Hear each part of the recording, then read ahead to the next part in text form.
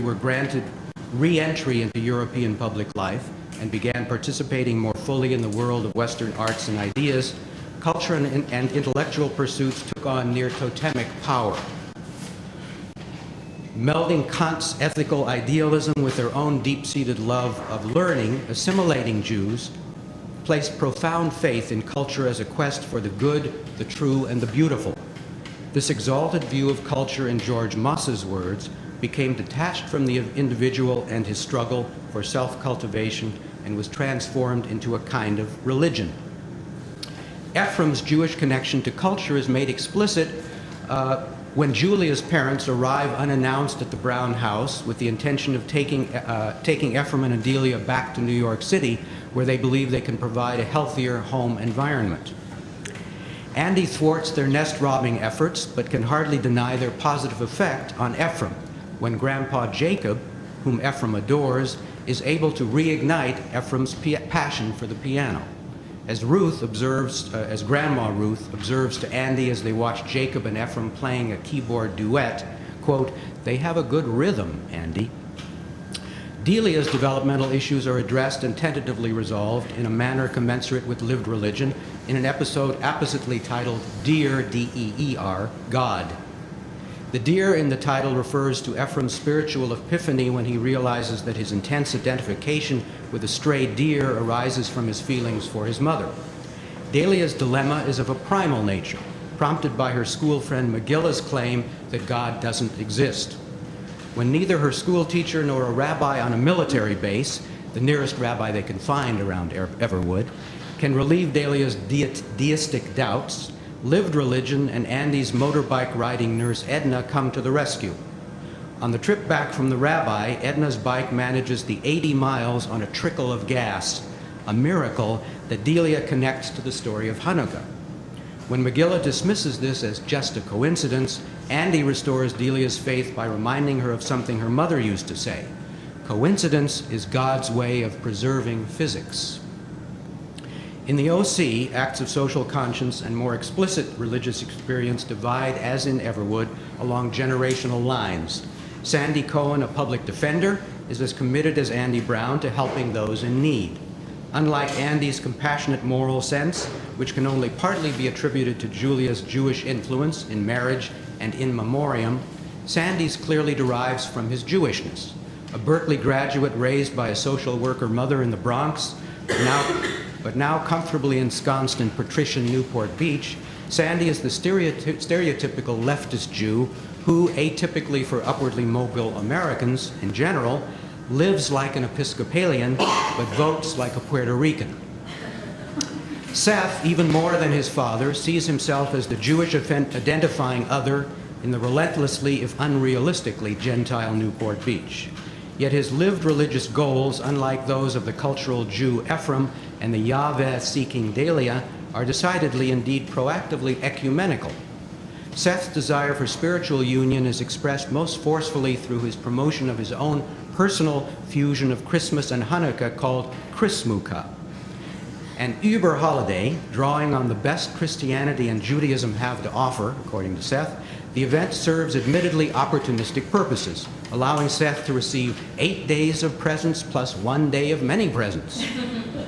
But it also entails some of Delia's faith in God's magic and Seth's own belief in healing some of his own, his family's, and perhaps even society's problems.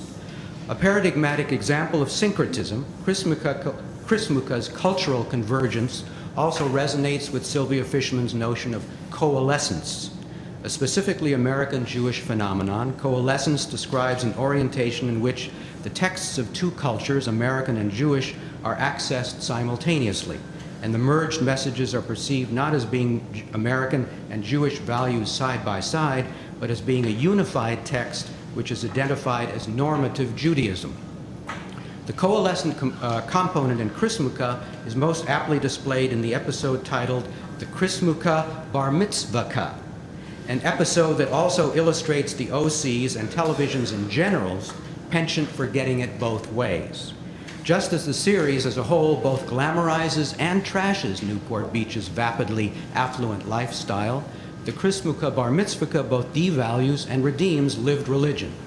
The bar mitzvah boy is none other than 17-year-old non-Jewish Ryan, whose instant conversion and quasi-coming-of-age ceremony is concocted by Seth as a fundraiser to pay for an operation for an indigent friend. Ryan will mutter a few hastily learned Hebrew words, make a speech, and voila, the bad boy from Chino will have entered the Jewish fold.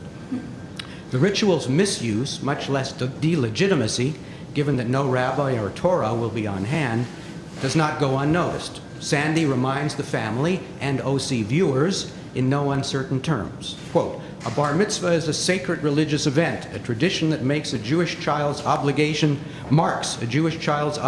to observe the 10 Commandments." Seth counters with a Lenny Bruce routine.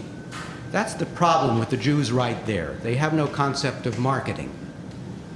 But what ultimately moves Sandy to embrace the bizarre idea is compromise. The event will only be an honorary bar mitzvah, and the money will go for a good cause. As it turns out, the results are more than merely honorary and lead to more than monetary good works. The Chrismukkah bar mitzvah can be seen as combining the Talmudic concepts of tikkun olam, healing the world, and Kiddush Hashem, projecting a positive image of Judaism to others. Tikkun olam is inherent in Ryan's rushing off from the high point of the bar mitzvah ceremony to save his romantic rival, Johnny, from committing a violent crime. Kiddush Hashem results from his return to the makeshift bima to deliver a stirring speech. Quote, "I wouldn't be here if it weren't for the mitzvah that the Cohens performed for me. You see, mitzvah means any act of human kindness. That's what we're really here to celebrate." Unquote. By his dual display of Gemilut Hasidim, acts of loving kindness, Ryan also ends up affirming Sandy's sage advice to the boy before the event, that more important than becoming a man is becoming a mensch.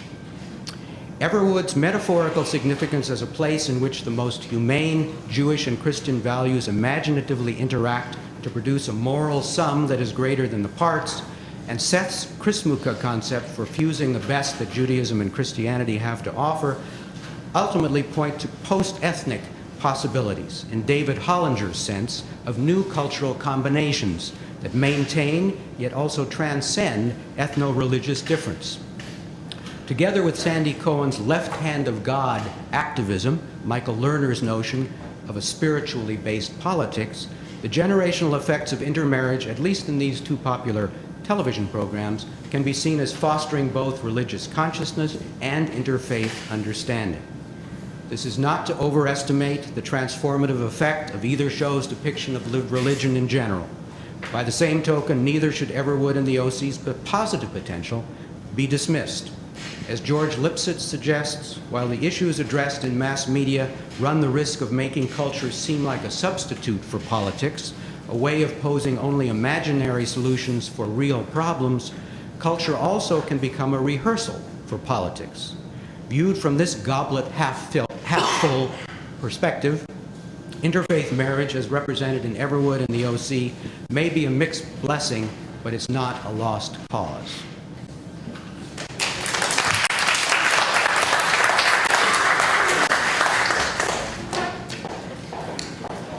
Introduce Marcia Dawkins. Her paper is entitled Have a Little Faith, Religious Vision in Fox's Prison Break.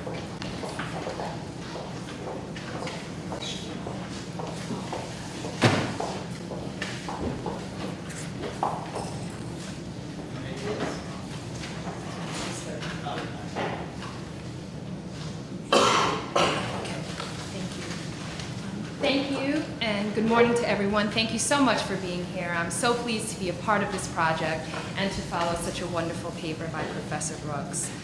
In Professor Brooks' paper, we've heard about the ways in which religion intersects with notions of mixedness and generates some serious marriage trouble. That trouble often comes in the form of characterological prisms, which puts characters within the confines of their particular religious histories. These histories prescribe social roles from which they sometimes escape, but all too often cannot. Today I'm going to take a slightly different turn and talk about the ways in which lived religion, and more specifically Christian and American civil religious visions, can be a means of creating just enough faith for a motley crew of multicultural